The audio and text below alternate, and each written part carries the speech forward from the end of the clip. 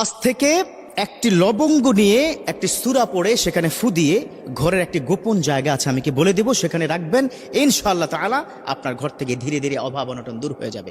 দেখুন, আপনারা কিন্তু অনেকে আমাকে ফোনে বলেন, বিশেষ করে মা বোনেরা, যে কি যে পরিস্থিতি হুজুর, কি বলবো, স্বামীর আগে ইনকাম ছিল, এখন ইনকামটা ধস নেমে গেছে, অনেক কষ্টের মধ্যে দিনাতিপাত করছি, হুজুর ভালো ব্যবসা ছিল, ব্যবসা নষ্ট হয়ে যাচ্ছে, হুজুর ভালো চাকরি ছিল, চাকরিও ধ্বংস হয়ে যাচ্ছে, হুজুর ইনকাম তো আমিও করি, স্বামীও করে, কিন্তু ঘরের মধ্যে বারাকা নেই। এর মৌলিক কারণ হচ্ছে আপনি যে ইসলামের অনেক কিছু মানেন না। ও বোন, আপনি তাওয়াক্কুল আল্লাহর প্রতি করেন না, আপনি টাকার উপর তাওয়াক্কুল করেন। মনে রাখবেন, আমার বিশ্বনবী সাল্লাল্লাহু আলাইহি ওয়াসাল্লাম তিনি কি বলে দিয়েছেন যে আল্লাহর প্রতি শতভাগ তাওয়াক্কুল করবে, আল্লাহ পাক তার মতো করে তাকে দান করবে। এজন্যই তো রব্বুল আলামিন তিনি বলে দিয়েছেন, ওয়া মাইয়া তাওয়াক্কাল আলাল্লাহ ফাহুয়া হাসবুহু, those people are depend on almighty Allah is good enough for him. এই লবঙ্গ এটা তো একটা উসিলা মাত্র, এই দোয়া এই সূরা তো একটা উসিলা মাত্র, কিন্তু দান করবেন তিনি কে? আল্লাহ। পৃথিবীতে কেউ আপনাকে হেল্প করতে পারবে না, কেউ উপকার করতে পারবে না। আল্লাহু গনিয়্যুম ওয়া আনতুমুল ফুকারা, আল্লাহ একমাত্র যিনি হচ্ছে ধনী, আর আমরা সব ফকিন্নি। কি মাইন্ডে লাগছে নাকি ফকিন্নি কি বলাতে? মাইন্ডে লাগার দরকার নেই, সত্যিকার অর্থে আমরা ফকিন্নি। কেন?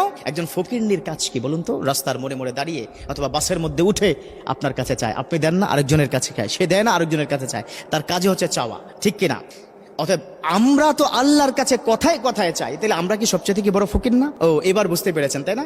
আমরা ফকির, আল্লাহ পাক দান করবে, কখন দান করবে, কিভাবে দান করবে, আপনি কল্পনাও করতে পারবেন না। হাদিসের বর্ণনা, হযরত আলী রাদিয়াল্লাহু তাআলা আনহুর কাছে একজন মহিলা এসে বললেন, ও আলী, ও খলিফাতুল মুসলিমিন, আমি অনেক ইনকাম করি, আমার ঘরে ভালো আয় ইনকাম, কিন্তু ঘরের মধ্যে কোনো বারাকা নাই, অভাব দূর হচ্ছে না, অভাব দূর হয় না। আজকে দুটো কারণ বলে দিব অভাব কেন দূর হয় না, শুনতে চান তো সবাই? এক নম্বর হচ্ছে, আপনি যে ইনকামটা করেন সেই ইনকামের ক্ষেত্রে শুকরিয়া জ্ঞাপন করেন না। এক নম্বর কি? শুকরিয়া জ্ঞাপন করেন না, যার কারণে অভাব দূর হয় না। হযরত মুসা আলাইহিস সালাম যখন আল্লাহর সাথে কথা বলতে গিয়েছেন, কথা বলতে যাওয়ার সময় একজন মানুষ তাকে বললেন, আ মুসা, তুমি তো আল্লাহর সাথে কথা বলতে যাও, একটু বলে দাও আমার প্রচুর পরিমাণে সম্পদ, এই সম্পদ কিভাবে কমানো যায়। রব্বুল আলামিন মুসাকে বললেন, ও মুসা, তুমি তাকে বলে দাও সেজন্য নাশুকরিয়া করে। মুসা আলাইহিস সালাম এসে তার উম্মতকে বলল, ও ভাই, আল্লাহ রাব্বুল আলামিন বলে দিয়েছেন তুমি যেন নাশুকরিয়া করো। লোকটা বলল, নো নেভার, কেন করব না, আমি নাশুকরিয়া করতেই পারবো না, যে আল্লাহ এত সম্পদ দান করেছে, কি করে আল্লাহর সেই সম্পদের নাশুকরিয়া করি? এটা তো আমার সম্পদ, এটা তো আল্লাহর সম্পদ। হযরত মুসা পরের বার যখন কথা বলতে গেলেন, বললেন, ও মুসা, কি অবস্থা লোকটার?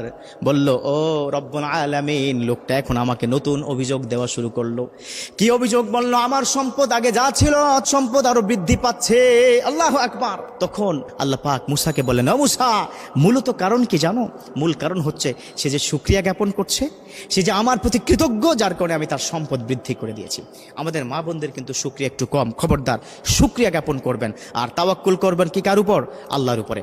যেটা বললাম, আপনি যখন অফিস থেকে বা মাসের শেষে যে বেতনটা আপনি পান, আপনি যখন আলমারির মধ্যে টাকাটা রাখেন না, আপনার আলমারির মধ্যে প্রয়োজনে হয়তো আপনি এই টাকাটা খরচ করেন, আপনি একটা লবঙ্গ নেবেন। আসলে লবঙ্গ কিছু করতে পারে না, লবঙ্গ এটা মূলত একটা উসিলা মাত্র। একটা লবঙ্গ সাদা একটা কাপড়ের মধ্যে পেঁচিয়ে সূরাতুল ফাতিহা তার মধ্যে আপনি পড়বেন। কি পড়বেন? সূরাতুল ফাতিহা।